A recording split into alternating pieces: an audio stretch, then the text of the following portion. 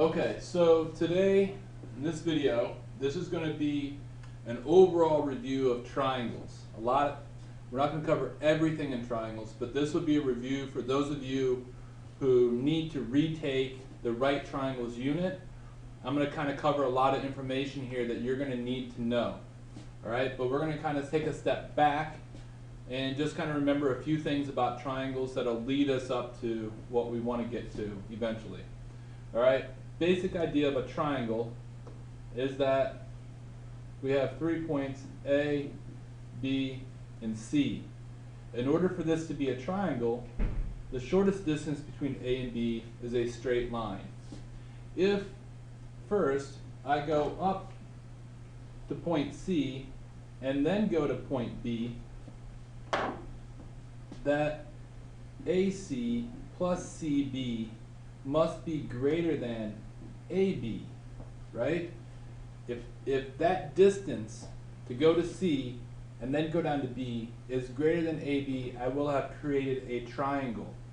If that's not true, then it's not a triangle, right? If you remember, the very first unit, we talked about A and B with C in the middle. If AC plus CB equals AB, then we have a straight line, right? But if AC plus CB is greater than AB, then we have a triangle.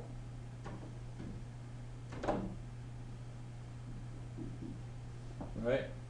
Okay, so in order to prove that you have a triangle, if I give you 3 lengths, 3, 4, 5, you must show me that 3 plus 4 is greater than 5.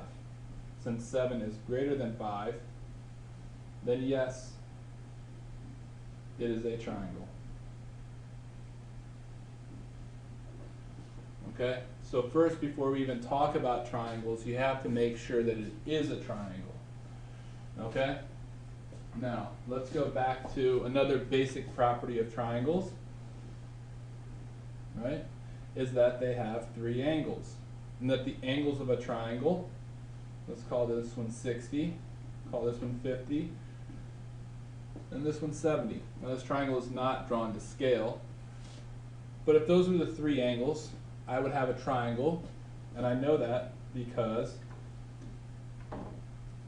50 plus 60 plus 70 will always equal 180 degrees. These are all angles as evidenced by the degree sign, which is a measure of angles. So, the sides of a triangle have to add up to be greater than the third side, the longest side. The angles of a triangle have to add up to equal 180 degrees to be a triangle. You have to be able to tell the difference between the sides of a triangle and the angles of a triangle. Now, in most cases, the angles will have a degree sign. That's a good indicator. Also, the numbers will usually be larger. That's a good indicator. I try to always write the angles on the inside of the triangle because an angle, again, measures the rotation that you would have to do to move one side to sit on top of the other, right? An angle is a measure of rotation. So it's on the inside of the triangle, whereas a side is the length between 2 points, the distance between 2 points, and I'll put those numbers on the outside of the triangle, 3, 4, 5. All right, so numbers on the outside, angles on the inside. All right, very basic stuff. All right, the next thing I want you to know about is the types of triangles, right? We can classify based on sides, where none of the sides are the same. That's a scalene triangle. We can have a triangle with 2 sides the same, which means the 2 base angles are the same, and we would call that isosceles. And then we have a triangle where all 3 sides are the same, all 3 angles are the same, which means they're all 60 degrees, and we call that equal angular equal lateral, and also known as a regular triangle. Alright, so you could also classify triangles based on the angles. These are all based on the sides. How many sides are the same? We could have a triangle that looks like this, which we would call acute, because all angles less than 90. We could have a right triangle, and this is a right triangle, one angle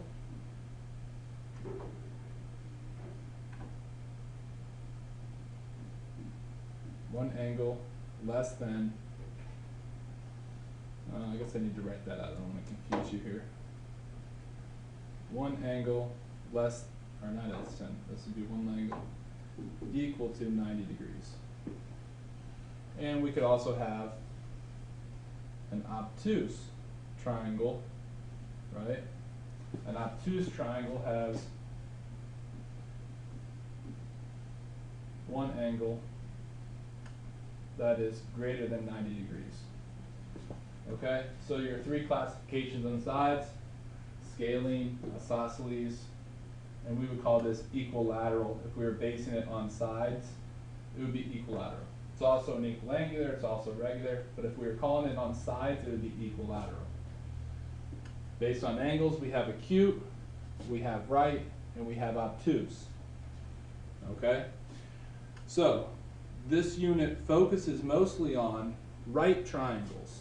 Okay, right triangles have a special relationship between the sides. And that special relationship between the sides has everything to do, switch over to a new page here. All right, right triangles are special. The sides A, B, and C have a special relationship to them. The C side is called the hypotenuse. All right, the hypotenuse is always the longest. My spelling's really bad today. The longest side of the triangle is called the hypotenuse when it's a right triangle. Okay, so we have what's called the Pythagorean theorem. The Pythagorean theorem states that a squared plus b squared equals c squared, right? You use this to do two things. One, you can use this to classify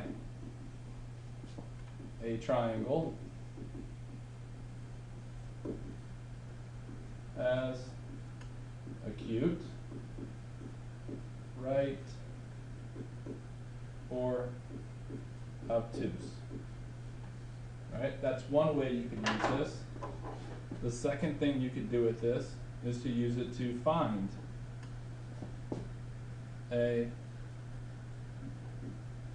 missing side. So if I have two sides already, I could use the Pythagorean theorem to find the third side.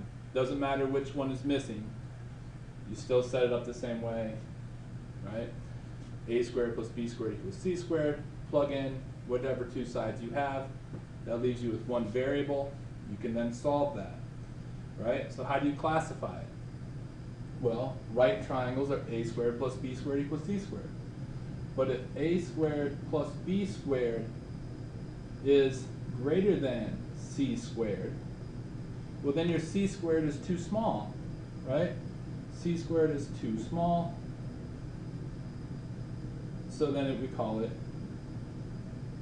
acute. And of course, before you do this, you have to prove that it's a triangle to begin with. This only works when we're working with triangles. Now, if a squared plus b squared equals c squared, well then it would be just right, so you'd have a right triangle. And last but not least, if a squared plus b squared were less than c squared, well then your c squared would be too big, right? If this is too big, then you would call it obtuse, right? So that's how you classify a triangle. When I'm giving you three sides, you can classify it as acute, right, or obtuse, but you first have to make sure that it's a triangle to begin with. How do you use the Pythagorean theorem to find a missing side?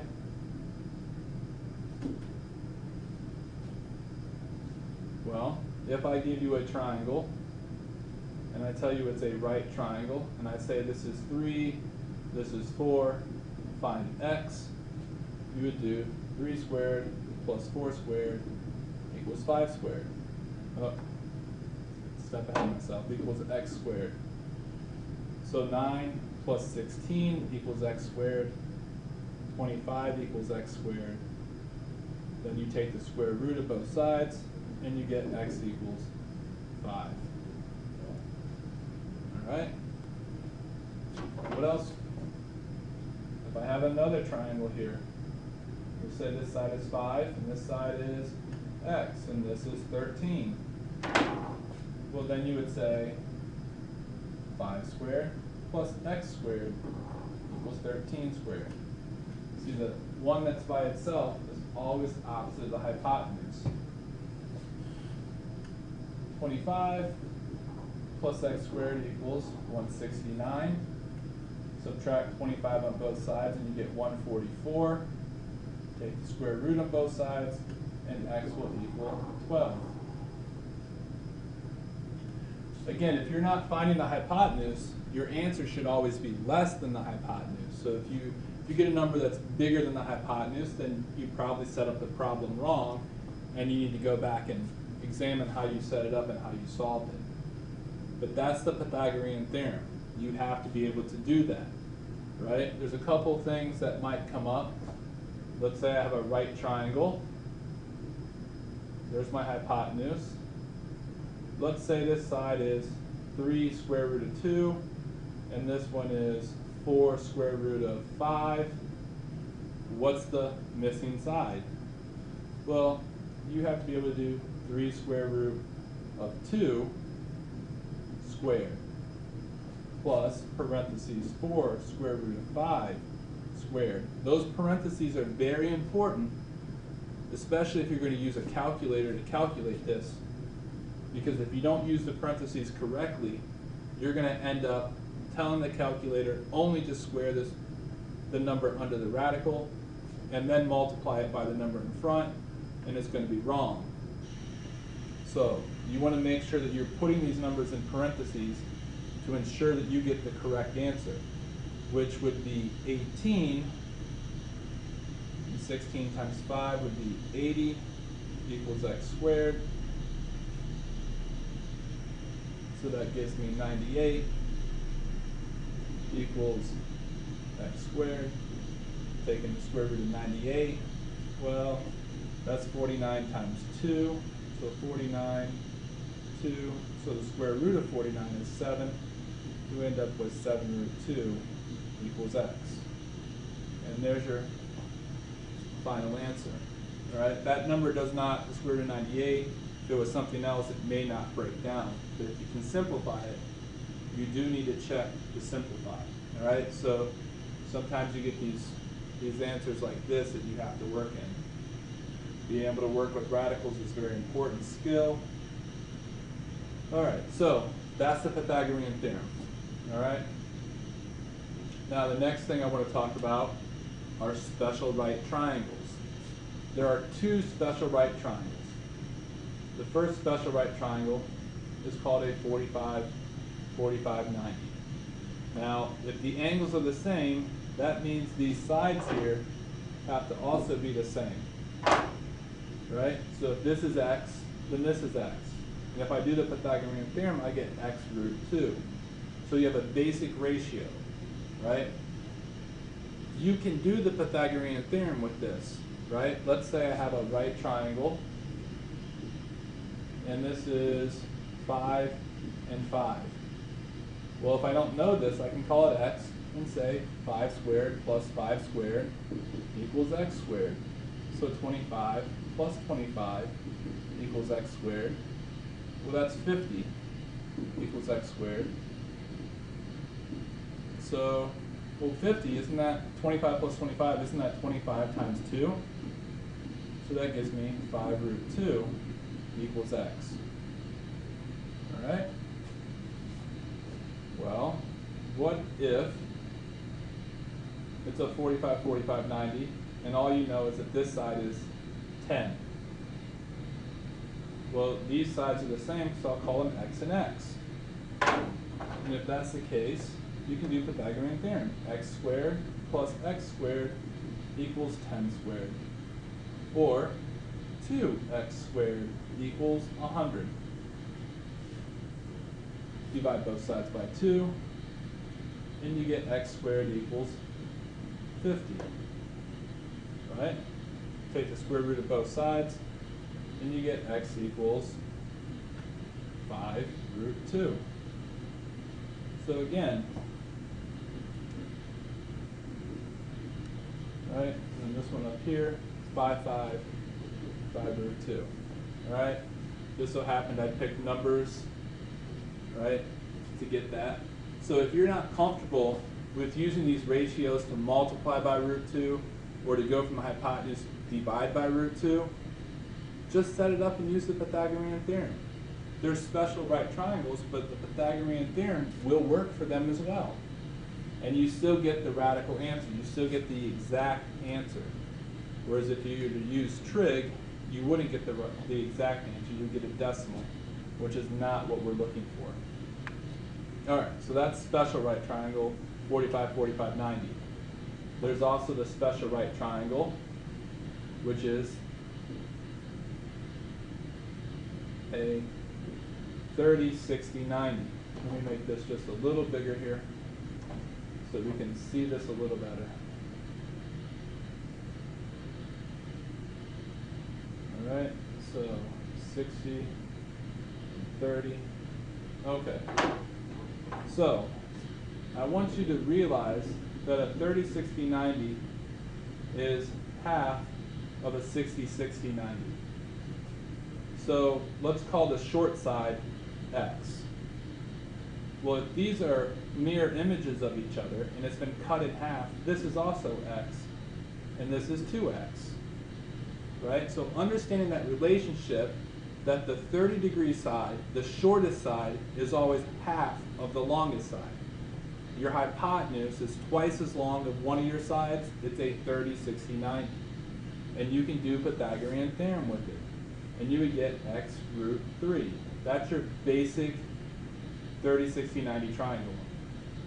This is the key relationship that you need to be able to remember. Hypotenuse is twice as long as the short side, the side that's opposite of the 30-degree angle. So what does that look like as a real problem? I call this the 30, right? If I say this is 10, understanding the relationship, I have to cut that in half and call this 5. And now I can call this x. So I have x squared plus 5 squared equals 10 squared. Pythagorean theorem, x squared plus 25 equals 100. X squared equals 75. Square root of both, x equals, well, 75, isn't that 25 times 3? So that gives me x equals 5 root 3. 5 root 3. So that's one possibility, right? If we were to do another problem, and again, if these videos are going kind of fast, take your time. Pause the video, go back and watch a few minutes, pause, go back and watch it again. Take your time. Make sure you understand this. Let's say I give you this. Let's say it's 2. Well, then the hypotenuse is twice as long, so it's 4. And this is x. Okay, so x squared plus 2 squared equals 4 squared. So x squared plus 4 equals 16. X squared equals 12. Square root of 12. Well, that's 4 times 3. So x equals 2 root 3. Okay? Now I'm picking a little bit easier numbers. But let's see what happens if I give you the 60-degree side. Let's say this is 12, right? I gave you the 60-degree side. I don't know the short side, and I don't know the hypotenuse. The short side is x this time. The hypotenuse is 2 times x. It's 2 x's. So now when I set up the Pythagorean theorem, it's 12 squared plus x squared equals 2x squared in parentheses, right? You've got to remember that if you have a variable and a number, or a number and a radical, you have to use parentheses. So this is 144 plus x squared equals 4x squared. Because 2x times 2x is 4x squared. Divide both sides by 4. Oh, sorry, that's not what we're going to do yet. X squared minus x squared. So 144 equals 3x squared. Now divide by 3. All right? Everybody follow that?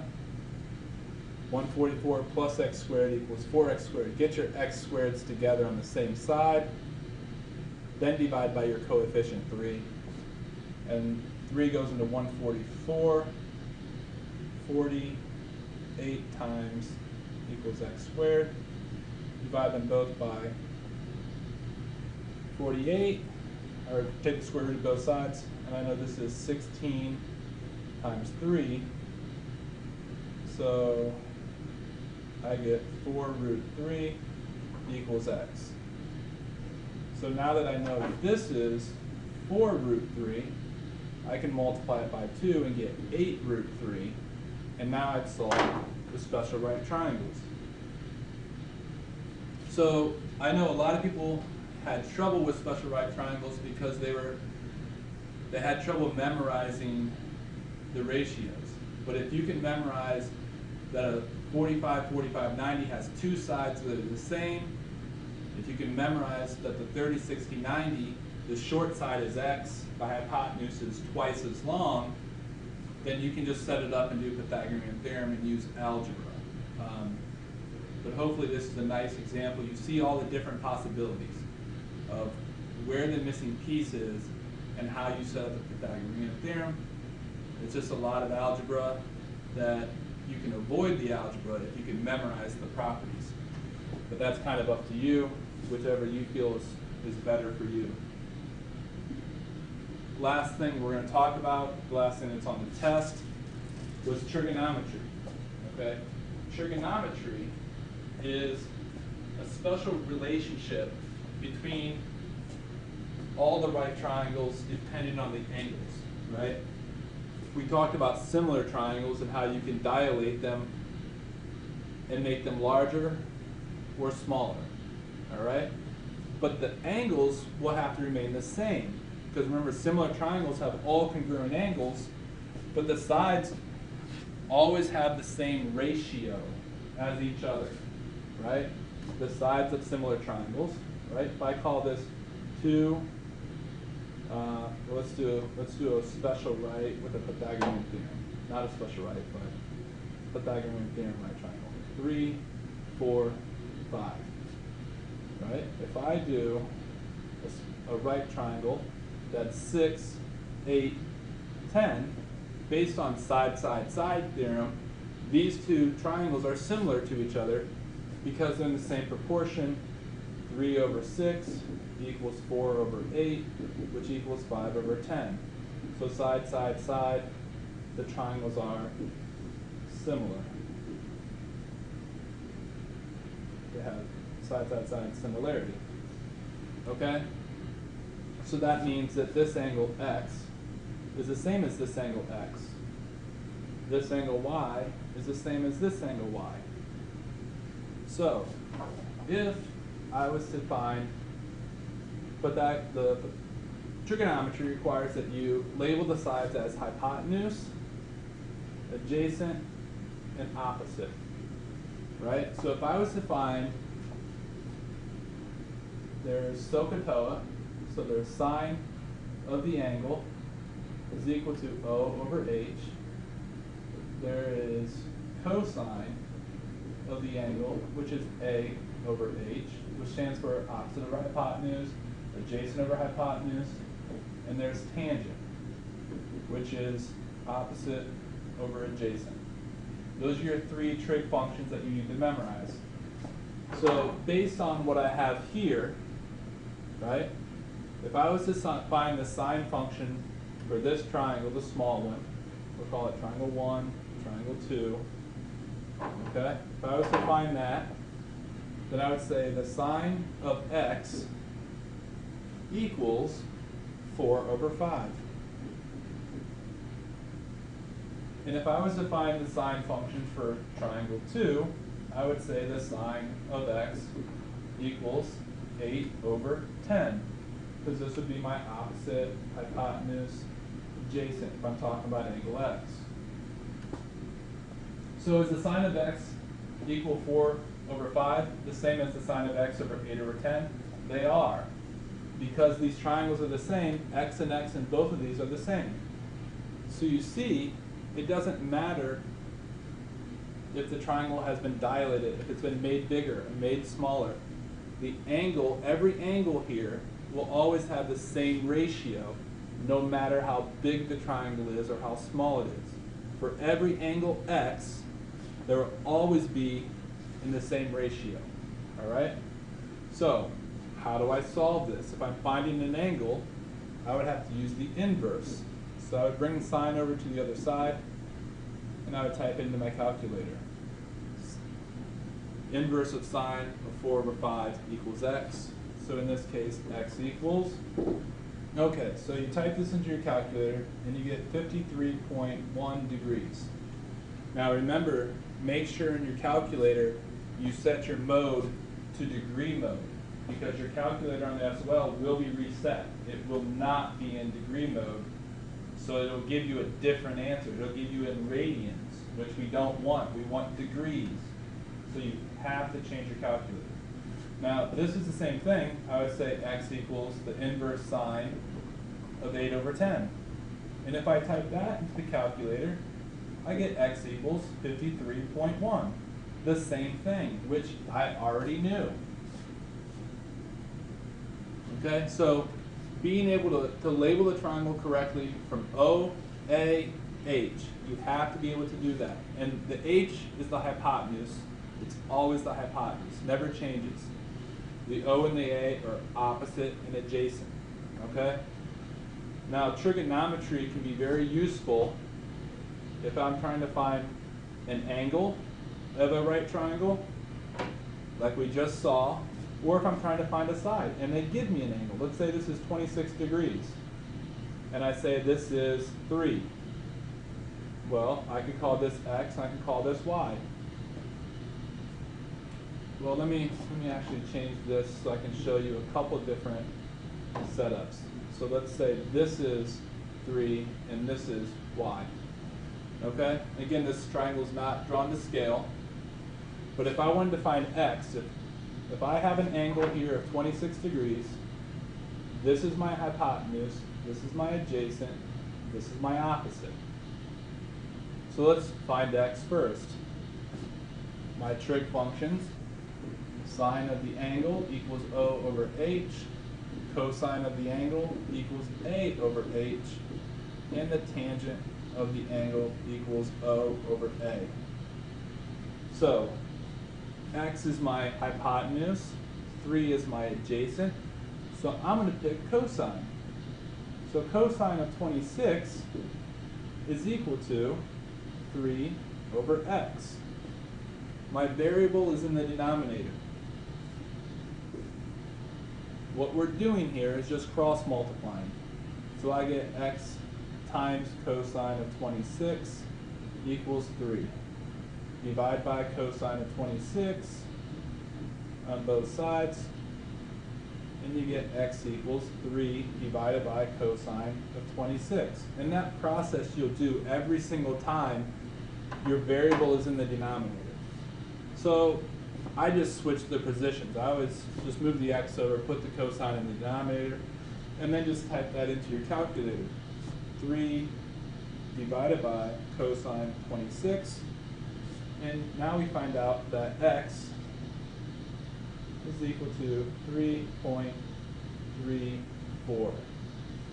Okay?